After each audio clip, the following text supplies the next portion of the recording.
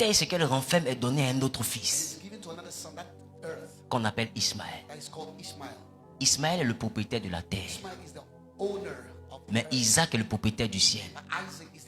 Voilà pourquoi quand Isaac bénit Jacob, Jacob voit le ciel ouvert.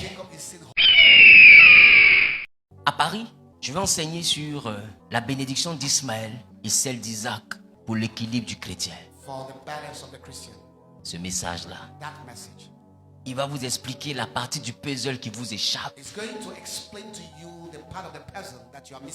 Je vous donne un exemple très simple. La Bible dit Sarah, elle a enfanté pour la Jérusalem céleste. Ça veut dire que les descendants de Sarah gagneront le ciel. Voilà pourquoi Jésus est sorti de Sarah. Et quand Jésus arrive, il vient et sa mission c'est de nous conduire au ciel. Parce qu'il est dans le monde, mais il ne fait pas partie du monde. Puisqu'il est fils de Sarah, alors sa demeure est dans le ciel. Qui comprend ce que je suis en train de dire? Mais ça ne veut pas dire que le monde est abandonné. Et quand je parle du monde, je ne parle pas du système de païens. Je parle de la terre et de tout ce qu'elle renferme. La terre, ce qu'elle renferme, est donnée à un autre fils qu'on appelle Ismaël. Ismaël est le propriétaire de la terre, mais Isaac est le propriétaire du ciel. Voilà pourquoi quand Isaac bénit Jacob, Jacob voit le ciel ouvert. Parce que la bénédiction d'Isaac ouvre le ciel. Parce que Sarah est la propriétaire du ciel. Mais la bénédiction d'Ismaël a rendu Ésaü riche. Parce qu'Ismaël est propriétaire de la terre. Voilà pourquoi ceux qui adorent par Ismaël mettent leur tête vers le sol. Parce qu'ils sont propriétaires de la terre. Mais ceux qui adorent par Sarah lèvent leur tête vers le ciel. Parce que nous sommes propriétaires du ciel. Mais on ne vit pas dans le ciel. Nous vivons d'abord sur la terre. Pour posséder la terre, nous devons arracher la bénédiction d'Ismaël. Mais pour vivre au ciel, nous devons passer par le sacrifice de Christ qui est fils de Sarah. Donc tu ne peux pas avoir la terre en Isaac. Tu ne peux qu'avoir la terre en Ismaël. Mais tu peux avoir le ciel en Isaac. Donc pour vivre sur la terre, il faut composer avec Ismaël. Mais après la terre, pour aller au ciel, il faut composer avec Isaac. Il dit ces deux choses sont allégoriques. Ces deux choses sont indissociables. Ces deux choses sont inséparables. Il dit il y a une qui est pour la Jérusalem terrestre. Et il y a une autre qui est pour la Jérusalem céleste. Vous ne pouvez pas chercher seulement que la Jérusalem céleste. Sinon vous allez vivre avec le Saint-Esprit, mais une vie de misère sur la terre. Et les descendants d'Ismaël, remarquez, c'est l'esprit prospère. Mais les descendants d'Isaac, nous, là, on est les plus spirituels. On a des dons extraordinaires. On parle en langue. On fait pousser les pieds. Eux, ils ne font pas ça. Les malades sont guéris. Tout ce qui est surnaturel, pose-nous la question, on va te répondre. Mais tout ce qui est financier, pose-leur la question, ils vont te répondre. Ces deux choses sont allégoriques. Voilà pourquoi hier,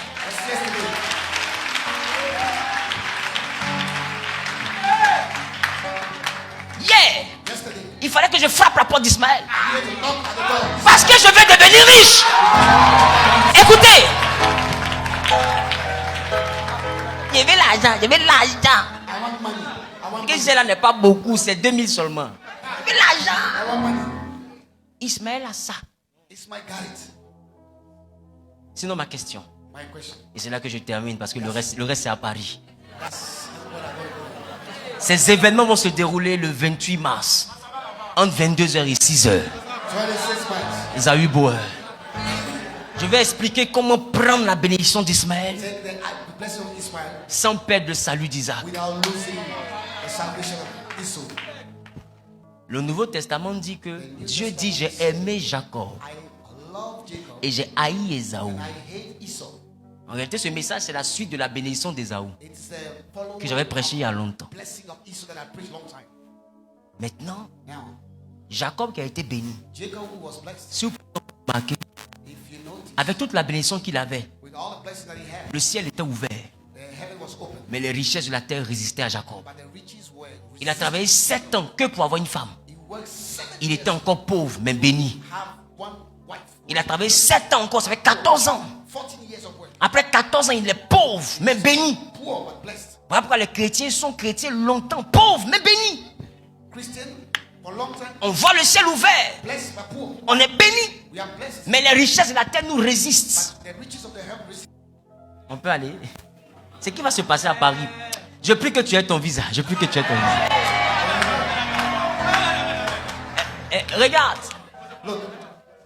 Quand Jacob part, la Bible dit Ésaü va chez Ismaël. Et il va épouser une des filles d'Ismaël qu'on appelle Mahalat. Et quand il épouse Mahalat, la Bible dit Dieu commence à le bénir.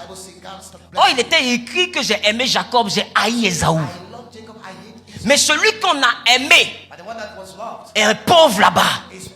Mais celui qu'on a détesté est en train d'être riche ici. Comment la haine de Dieu n'arrive pas à empêcher Ésaü d'être riche? Quand Jacob revient avec son semblant de richesse, il enlève dans son troupeau pour faire une offrande à Ésaü. Ésaü lui dit, garde tout ce qui est à toi. Parce que quand tu es parti, l'Éternel m'a béni. Mais comment Dieu fait pour te bénir si tu es? Il dit, je ne sais pas où mettre ton argent. Il dit, j'ai tellement que je ne sais pas où mettre ce que tu me donnes. Mais ce que Jacob donne, si on veut évaluer, on n'est pas moins de 150 millions à 200 millions. Comment quelqu'un peut dire, j'ai tellement d'argent que je ne sais pas où je vais mettre tes 200 millions? Quelle est cette famille où on ne sait pas où mettre 200 millions?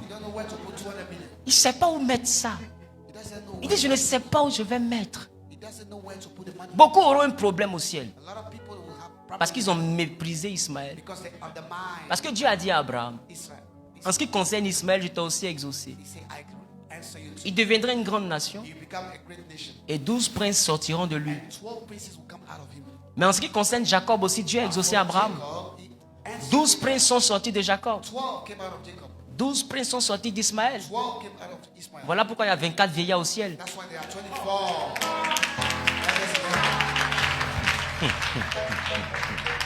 Et pour montrer que ces 24 vieillards ont quelque chose à voir avec la royauté, la Bible dit ils jettent leur couronne. Parce qu'un prince est quelqu'un qui est appelé à avoir la couronne. Voilà pourquoi parmi les anges il n'y a pas de vieillards. Mais si on dit des vieillards, c'est parce que ce sont des humains. Donc il y a 12 qui appartiennent à Ismaël. Et il y a 12 qui appartiennent à Jacob. Ça fait 24 vieillards devant le trône de Dieu.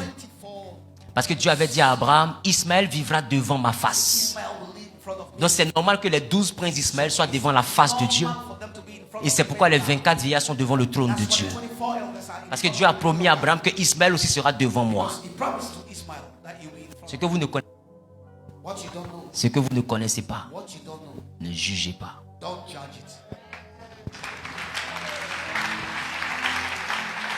Cependant, le salut ne passe que par Jésus.